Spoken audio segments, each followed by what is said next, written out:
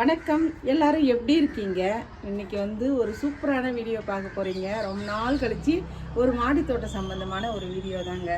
எனக்கே வந்து அந்த இதை பார்த்ததும் ரொம்ப ஆச்சரியமாயிடுச்சு. பரவாயில்ல, இவ்வளோ சீக்கிரம் இப்படி ஒரு விஷயம் வந்துருச்சு இந்த மரத்துல இருந்து அப்படின்ட்டு ரொம்ப சந்தோஷமாகவும் ஆயிடுச்சு.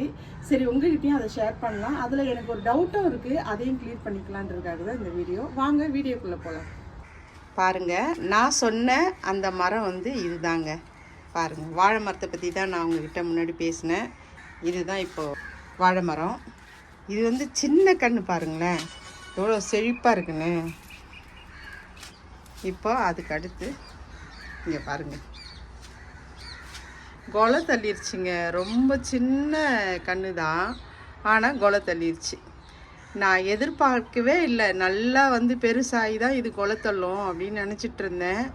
ஆனால் இவ்வளோ சீக்கிரத்தில் இப்படி ஒரு கொலைத்தள்ளும்னு நான் நினச்சே பார்க்கல.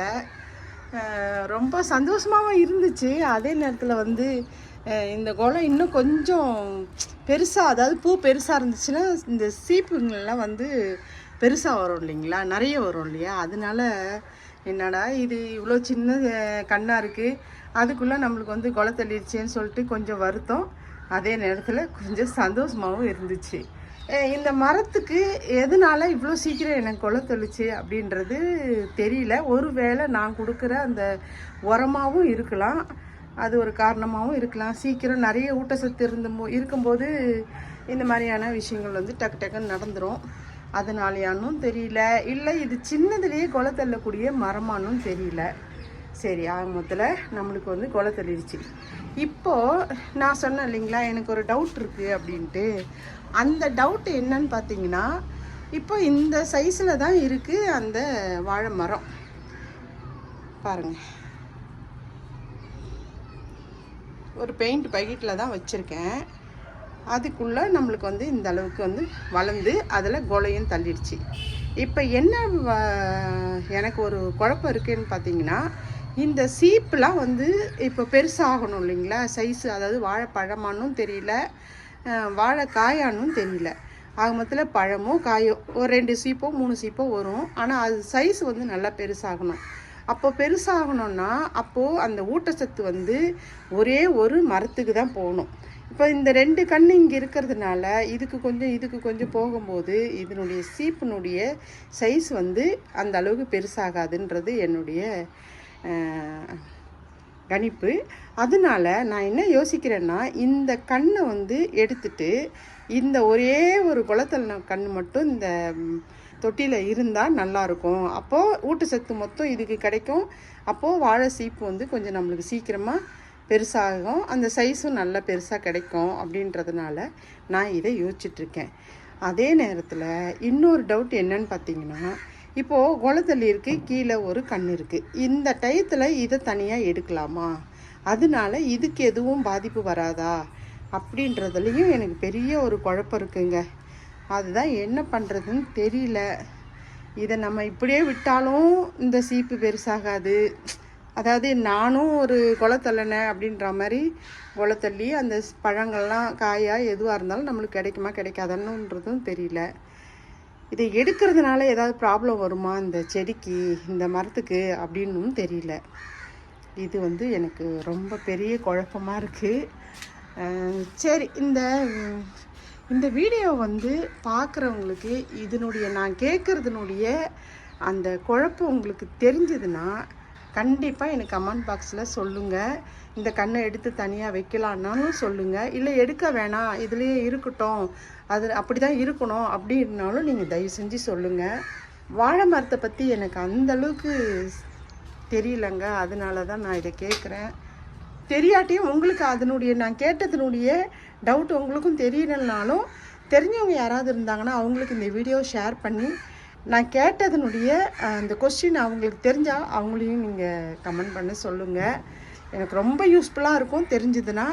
நான் இந்த கண்ணை தூக்கி தனியாக எடுத்து வச்சுட்டு இந்த சீப்பு வந்து நம்ம பெருசாக்கிடலாம், நார்மல் சைஸுக்கு கொண்டு வந்துடலாம். சீக்கிரமாக நம்மளுக்கு பழமோ காயோ பெருசாக கிடைக்கும்.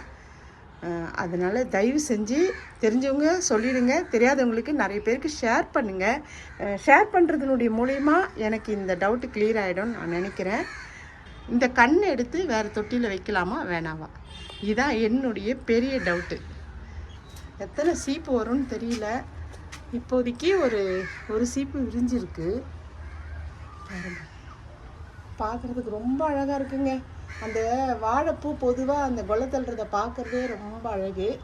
அதுலேயும் இந்த சின்ன கண்ணில் இப்படி ஒரு கொலை தள்ளி இருக்கிறத பார்க்கும்போது ரொம்ப அழகு, அப்படி தான் சொல்லணும். அவ்வளோ அழகாக இருக்குது பார்க்குறதுக்கு.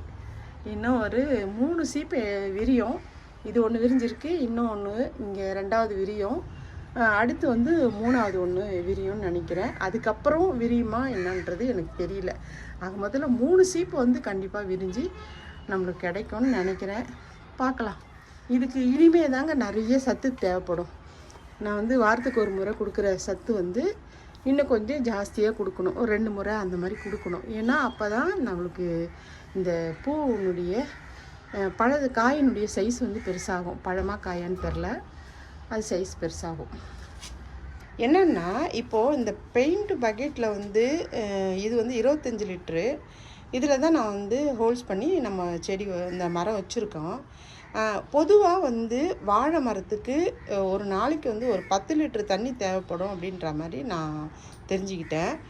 இப்போ இதில் ஊற்றக்கூடிய தண்ணி எப்படி நம்மளுக்கு ஒரு 5 லிட்ரு ஊற்றுவோன்னா அதெல்லாம் வந்து மண்ணில் ஊறி ஒரு 2 லிட்ரு கிட்ட வெளியில் வந்துடும். ஆகமத்தில் 3 லிட்ரு கிட்ட தான் இதில் மண்ணில் ஊறி அந்த மரம்லாம் உறிஞ்சி தங்கியும்னு நினைக்கிறேன். அப்போது 10 லிட்ரு தண்ணி தான் நம்மளுக்கு மரத்துக்கு தேவைன்னும் போது இந்த 3 லிட்ரு கண்டிப்பாக பத்தாது. அதனால் என்ன யோசிக்கிறேன்னா, வாழை மரத்தில் தண்ணி தேங்கி இருந்தாலும் ஒன்றும் பாதிப்பு வராது, நல்லா தான் இருக்கும் செடி. அதனால் அடுத்த வாட்டி நான் வந்து வாழைக்கன்று நடும்போது பக்கெட்டில் வந்து நிறைய ஹோல்ஸ்லாம் போடாமல் ஒரே ஒரு ஹோல்ஸ் மட்டும் போட்டு, அதுவும் சின்னதாக தண்ணி ரொம்ப வெளியே வராத அளவுக்கு சின்னதாக ஒரு ஹோல்ஸ் போட்டு வைக்கலான்றது நான் ஐடியா பண்ணியிருக்கேன். அது வந்து கரெக்டாக சொல்ல மாட்டேன். ஏன்னா நம்ம சக்ஸஸ் பண்ணதுக்கப்புறம் தான் நம்ம இன்னொருத்தவங்களுக்கு சொன்னோம்னா அது கரெக்டாக இருக்கும். அதனால் இந்த கண்ணை நான் எடுத்தேன்னா நான் நினைச்ச மாதிரி இந்த தண்ணியெல்லாம் வெளியில் போகாத தொட்டிக்குள்ளேயே இருக்கிற மாதிரி ஒரு மெத்தட் ஐடியா பண்ணி இந்த கண்ணை வச்சு நம்ம வளர்த்து பார்க்கணும். அது எந்த அளவுக்கு வந்து நம்ம பூமியில் வைக்கிற மாதிரி வளருதா அப்படின்றத ஒரு பிளான் பண்ணியிருக்கிறேன். பார்ப்போம். இதை எடுத்தேன்னா அந்த மாதிரி தான் பண்ண போகிறேன். சரி பாருங்கள், பக்கத்தில் பாருங்கள் மருதாணி செடி சூப்பராக தளைஞ்சிருக்குங்க. நல்லா தலைன்னு பார்க்குறதுக்கு எவ்வளோ அழகாக இருக்கு பாருங்க. நல்லா இந்த மருதாணி வந்து நல்லாவும் நிறம் வந்து நல்லா பிடிக்கும். அது மாதிரி ஒரு ரகம் சூப்பராக வளர்ந்துருக்கு. இந்த மழைக்கு அதுக்கும் நல்லா புசுன்னு வளர்ந்துருச்சு.